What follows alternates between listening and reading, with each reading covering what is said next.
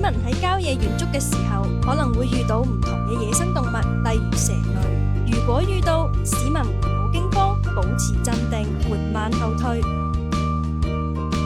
另外，蛇類頭部嘅外形同毒性無關，銀環蛇嘅頭部呈橢圓，亦係含有劇毒嘅毒蛇之一。如市民進入郊區活動嘅時候，應避免進入草叢，避免將手腳伸入罅隙。